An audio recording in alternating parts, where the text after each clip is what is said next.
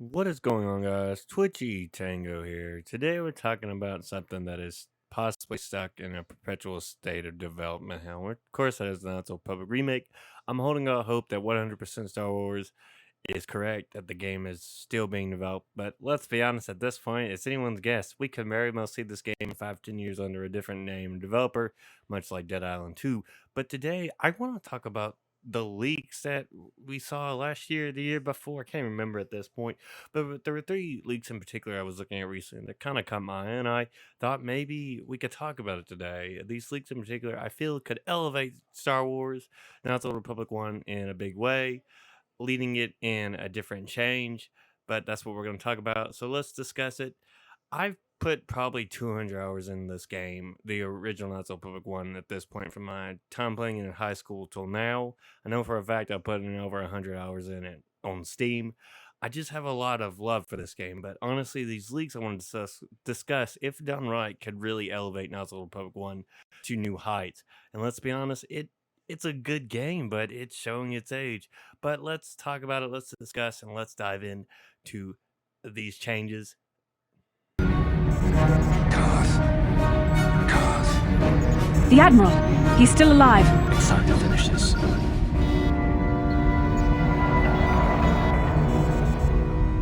Don't you understand what this man has done to my life?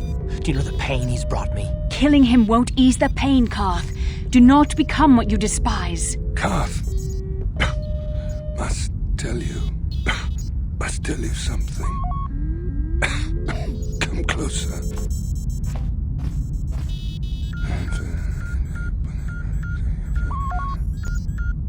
You didn't know, did you?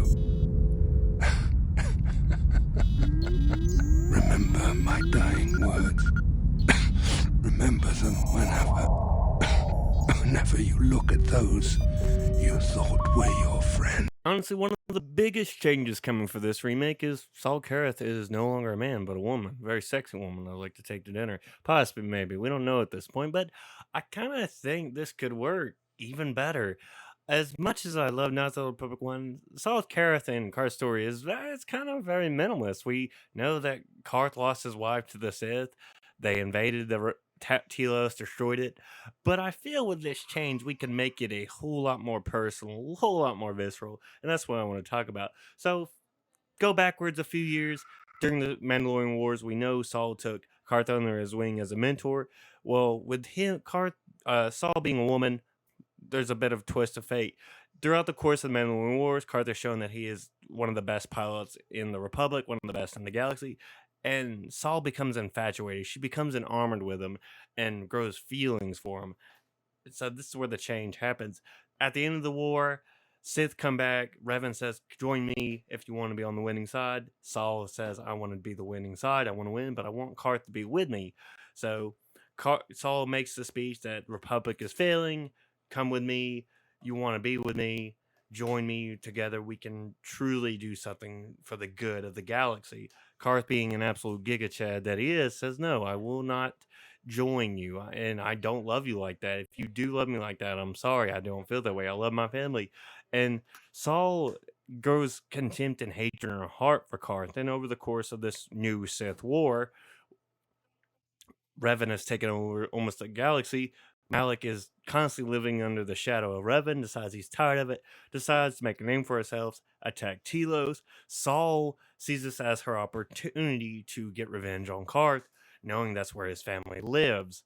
And having the codes to the planetary shield, enacts her revenge by personally going to Karth's family during the attack and killing Karth's wife, to the point where he finds her dying, but she cannot reveal who did it. So Karth is left not knowing who was the cause of it. Was it the cause of the Sith invading the planet, destroying everything? Possibly, who knows? And he has this hatred to bring about the end of Saul Karath, not knowing that it was truly Saul who did it, knowing that Saul led the invasion force, but not knowing it was Saul who personally did it. I think that would add a very bit more personality to the betrayal, add more depth to it, add more layers to it. So we fast forward. Karth wants to take the fight more personally. On the Endar Spire, the events of Terrace happen like normal. Kalanor reveals to Saul that it was Cartho and Aussie that helped escape, and of course, Revan. Saul, seeing this an opportunity to truly have even more revenge, was waiting for the opportune moment to reveal even more damage to Karath. We go through the course of the story. Karth finds out Dustel's alive. Dustel has contempt in his heart for Karth, believing that the only reason he stayed in the war with the Mandalorian so much is because he was having an affair with Saul. Karth shows him that that's not the case, reveals that the Sith are truly evil and they killed his friend. They make peace. Karth has more resolve. The Leviathan happens. As Saul walks in and reveals that the Jedi have been assured on Tatooine, she also reveals that, hey, I'm the one who actually shot your wife. She's the reason she died. And that angers Karth. He becomes enveloped with rage, and he's mad that it's more personal than he ever thought. They break free, they fight. Saul is constantly goading Karth. It doesn't work. They land the final blow. As Saul's dying, she says she always loved him, even if it wasn't reciprocated. Then she reveals the truth that Karth has always known all along, that in fact the Jedi were lying to you, that Revan has been with you this entire time. Karth goes ballistic. The story goes the same way. He realizes now that Revan is not the Revan who once was. So they saved the galaxy in the story. I feel like if this change was done, it would feel more personal. It would feel more visceral. It would feel more real. The betrayal would hit harder. It would just be as juicy as the original. As we all know that Karth's wife died due to the destruction the Sith were laying waste on Telos. Karth knows it was Saul and Malik that led the assault on Telos, but he wouldn't have known that it was Saul who personally saw to his wife's death, because hell hath no fury like a woman scorned. I guess Saul's mindset would be that he's broken, he has nowhere else to go, he'll come to me, but that just makes Saul's resolve to save the galaxy, or Karth's resolve to save the galaxy, even more so. And I think that'd be a nice change of pace. Is it going to happen? Absolutely not, because this is just me riling off an insane theory that's not going to happen. I think with the changes to characters, like improvements to story arcs, they will add more to it, but it won't be in this scale. This is just me thinking out loud and talking out my ass. I just think it could be a good change in this way. Add more layers to the portrayal, add more layers to the story. And isn't Star Wars just one great Shakespearean play? But that's kind of it on my thought process with that. Is it going to happen? No, absolutely not. But it'd be pretty cool if it did. And that leads me into our next change, the bounty hunter Calo Nord. Saul, you may have me outnumbered and outgunned, but if I'm going down, I'm taking all of you with me. This thermal detonator will blow us all to bits. The grand scheme of the Knights of the Republic 1, Calo Nord is very much a 2-bit player in hindsight. And that's just how he is. He's generally the first, I would argue, the first true boss you face. And at this point in the story, if you do the true Jedi run, he's a pushover. He's just that easy. I would argue, since they're changing him to make him a her, how about they add more layers to the character? And I had this idea thinking about Aura Singh, how she was a former Jedi turned bounty hunter who, in her time, she lived beyond, in legend, she lived beyond the life of the Empire, and even went as far to try and assassinate Jason Solo's baby mama and daughter. Yeah, that was a thing. But a reason I bring Aura Singh up is because she was a force sensitive Jedi turned Padawan, or Jedi turned bounty hunter. So what if the change to Calo Nord is the very same thing? She becomes a Jedi. She's a Jedi, realizes the life isn't for her, and decides I want to be a bounty hunter instead.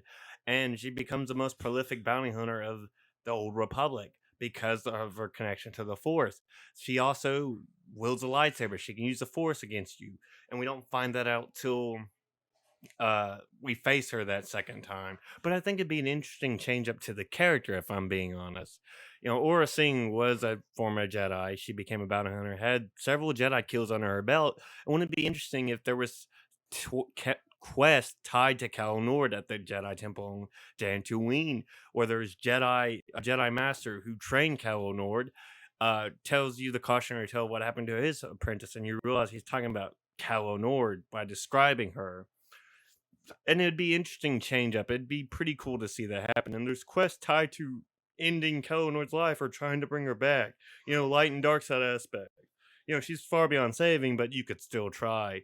And there's several masters that would like the lightsabers returned to them that their apprentices died trying to bring Calo back to light. You can make her more fleshed out, more of a character, more of a threat. I feel like Calo is honestly the weakest of the enemies you face in terms of like bosses, because you can easily take him out pretty quickly. Well, this adds a layer of more depth to her, makes her more of an enemy to face, more of a challenge, sort of your first stepping stone as this newly Christian Jedi Padawan.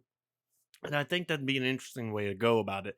Again, this isn't going to happen. They're clearly going to flesh out Calo in some meaningful way, but I just think that'd be a pretty cool way to change things up for the character. Make her a former Jedi Padawan, decides this is not the life for me, becomes a bounty hunter, kills several Jedi who go after her, having a name as the most legendary bounty hunter in the galaxy at a time, and have Jedi kills under your belt makes you a force to be reckoned with. Again, this is not going to happen, but I thought it'd be pretty cool for that to happen in some capacity, in some way. But that doesn't mean it's going to happen. And I think it'd be pretty cool. But that's currently it on this topic. Let me hear what you guys think about that. Turning Calo, bounty hunter, former Jedi Knight, Jedi kills under her belt, a force to be reckoned with. No pun intended. Let me know down below, and we'll hop on to the next one. And that is talking about the changes to Knights of the Republic's combat that's coming in the remake.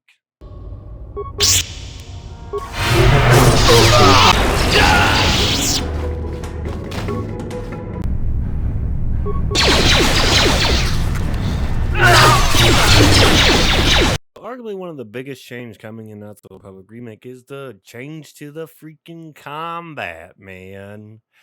I would argue that the core identity of Knights of the Republic isn't the story of the characters, it's that combat, that turn-based combat, man, which it seems to be going the way of the dodo bird. And I think this change could be good for it. Combat could feel more visceral and exciting. Moving in between blaster shots as you get up and close and personal with an enemy, planning your route from a distance, seeing what they're packing, whether it's Mandalorians, whether it's Black Vulkars, whether it's Sith troopers, or you're just deciding to be an absolute maniac and take no prisoners. I feel like the combat is definitely going to be a toss up for some people. The changes to it is akin to Final Fantasy VII Remake, not God of War, like so many people were saying. So it'll have a more action oriented style to it. That means there could be changes to the attacks we use, like flurry, power attack, critical strikes, rapid shot, sniper shot, power blast. All these could be incorporated into new forms that allow our enemies to attack. Like Final Fantasy VII Remake, if you get a new weapon, it unlocks an ability. I don't think that's how it's going to go, but it makes me think that's a possibility, where new weapons unlock new attacks and like thereof, like a heavy sword unlocks power attack. And you see where I'm going. The changes could very much be good, but also not good. It's kind of a toss up. I think the combat is dated, and this is someone who's put in hundreds and hundreds of hours in these games over the years.